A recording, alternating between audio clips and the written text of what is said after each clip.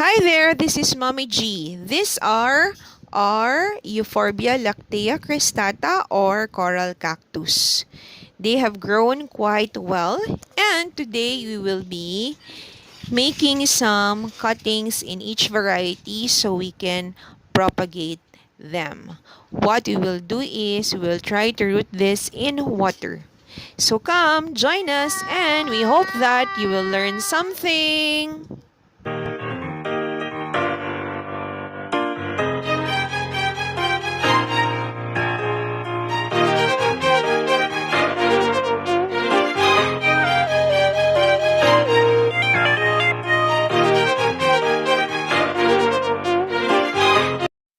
These are some of the cuttings that we have collected from our Euphorbia Lactea Cristata or coral cactus varieties. As you can see, the growth of our coral cactus is already elongated, meaning they are becoming the regular Euphorbia Lactea. So we pruned it and got these cuttings. What we will do is we will try to root these cuttings first in water. Let's take a closer look. So those are the cuttings we've made. Be careful when you make the cuttings because this plant produces a sap. So first we will allow the cuttings to dry, and then I prepared here some shot glasses with water. This is where we will put our cuttings. Then we will come back to this after a few days. This is our 9th day, and we'll take a look and check if our cuttings have developed some roots.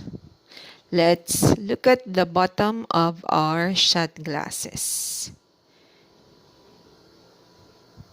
So far, I don't see any signs of roots that are visible.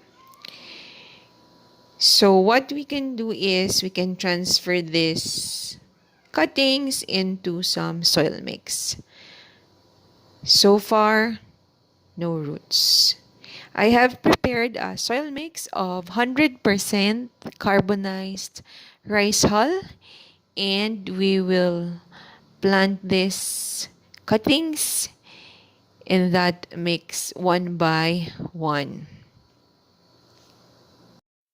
We will then water this and place it in our greenhouse where it can receive some heat and of course sun. We will check again after a few days.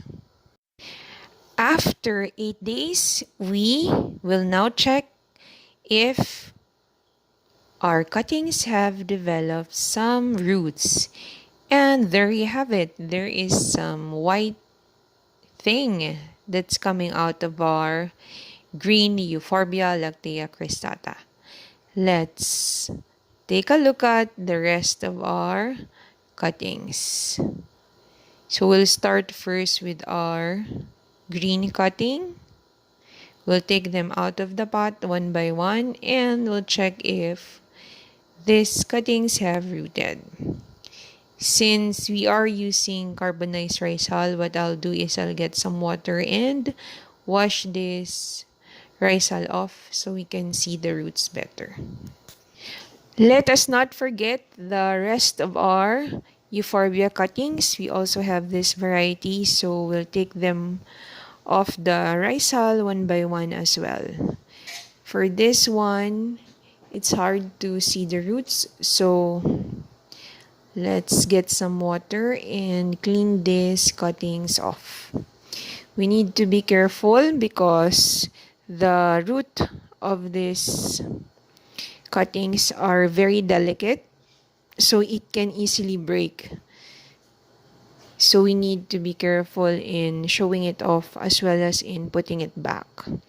So for this variant of our Euphorbia, we can see very tiny root that's coming out. We have some cuttings that are yet to root. So we have to wait for a few more days for this variety. The good thing is our other Euphorbia, which is the green variety, has developed really good root systems.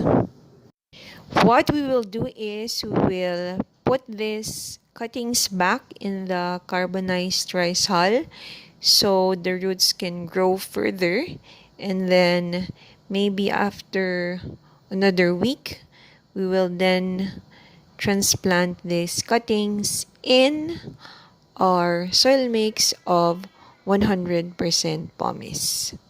So stay tuned for that. So what we did was we took some cuttings of our Euphorbia Lactea Cristata, different variants, and then we dried these cuttings for about 24 hours. We put our cuttings in our shot glass with water in our greenhouse for about 9 days. And after 9 days, we transferred these cuttings in our 100% carbonized rice hull soil mix. Then we check the cuttings and they have rooted.